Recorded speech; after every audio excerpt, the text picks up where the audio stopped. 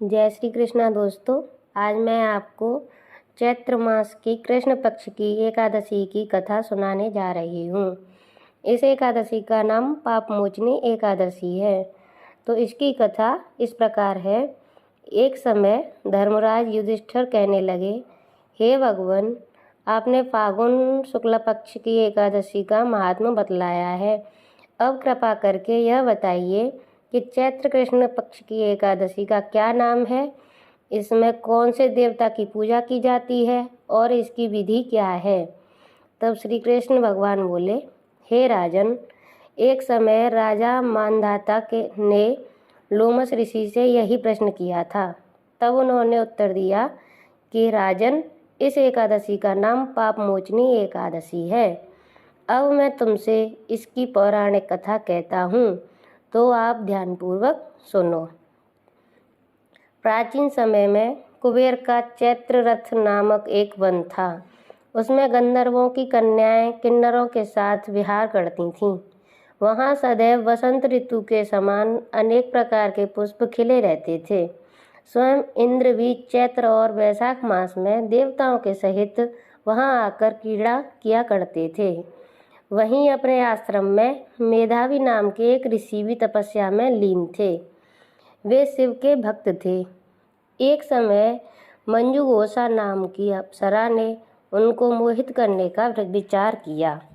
वह ऋषि के भय के मारे समीप तो नहीं गई, वरन दूर बैठकर वीणा पर मधुर गीत गाने लगी। उस समय शिव शत्रु कामदेव ने भी मेधावी ऋषि को जीतने की चेष्टा की।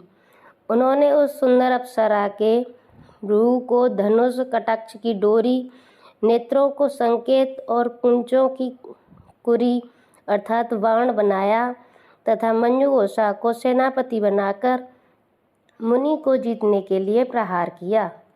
उस समय मेधावी ऋषि भी युवा और हष्टपुष्ट थे। मंजुघोषा ब्रह्म तेज से युक्त कामदेव जैसे सुंदर ऋषि को देखकर उनकी सुंदरता पर मुग्ध हो गई और अपने गीत तथा नृत्य कला द्वारा हाव भाव दिखाकर मुनि को रिझाने लगी और काम से पीड़ित मुनि को आलिंगन करने लगी।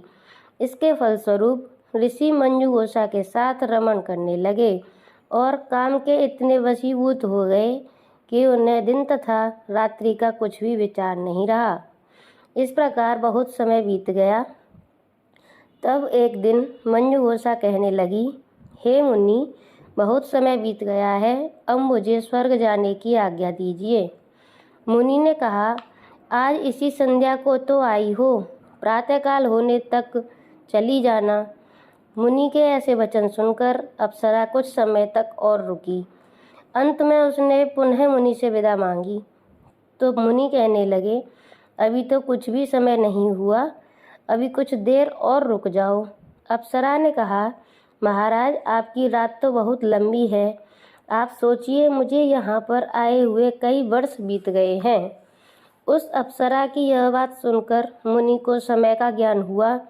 यह जानने पर कि इस अप्सरा के साथ रमण करते हुए उन्हें 57 वर्ष 9 महीने 3 दिन बीत गए हैं, तो वह उनको काल के समान लगने लगी। अत्यंत क्रोधित हो मुनि कहने लगे, अरे दुष्टा, मेरे कठिन परिश्रम से एकत्र की गई तपस्या को तूने नष्ट कर दिया है। तू महापापिनी है और दुराचारिणी है। तुझे धिक्कार है, तूने मेरे साथ घात किया है, इसलिए तू मेरे श्राप से पिशाचिनी हो जा। मुनि के श्राप से मंजुघोषा तत्काल पिशाचिनी हो गई और भयभीत होकर मुनि से प्रार्थना करने लगी, हे मुनि, इस श्राप का निवारण किस प्रकार होगा। अप्सरा के ऐसे दीन वचन को सुनकर मुनि बोले, हे भद्रे, यद्यपि तूने मेरा बहुत अनिष्ट किया है, परंतु फिर भी मैं तुझे श्राप से छूटने का उपाय बतलाता हूँ। चैत्र कृष्ण पक्ष की एकादशी पाप मोचनी एकादशी कहलाती है और यह सब प्रकार के पापों का नाश करने वाली है। यह व्रत करने से तू पिशाच योनि से मुक्त हो जाएगी। ऐसा कहकर मेधावी ऋषि अपने पिता च्यवन ऋषि के आश्रम में गए। मेधावी को देखकर च्यवन ऋषि कहने लगे, कि अरे पुत्र, तूने ऐसा क्या किया जिससे तेरा सारा तप तेज क्षीण हो गया। मेधावी ऋषि कहने लगे, पिताजी, मैंने अप्सरा के साथ रमण करके घोर पाप किया है। अब आप इस पाप से मुक्त होने का प्रायश्चित बतलाइए।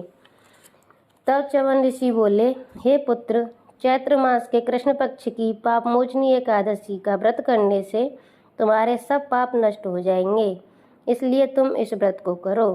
पिता की आज्ञा पाकर मेधावी ऋषि ने इस व्रत को किया, जिससे उनके पाप नष्ट हो गए। उधर मंजू गोसावी व्रत के प्रभाव से पिशाच योनि से छूटकर दिव्य देह धारण करके स्वर्ग को चली गई। लोमस ऋषि कहने लगे, हे राजन, पाप मोचनी एकादशी के व्रत को करने से ब्रह्म हत्या आदि सब पाप नष्ट हो जाते हैं। जो इस कथा को पढ़ता या सुनाता है उसको 1000 गोदान का फल प्राप्त होता है। बोलिए एकादशी मैया की जय।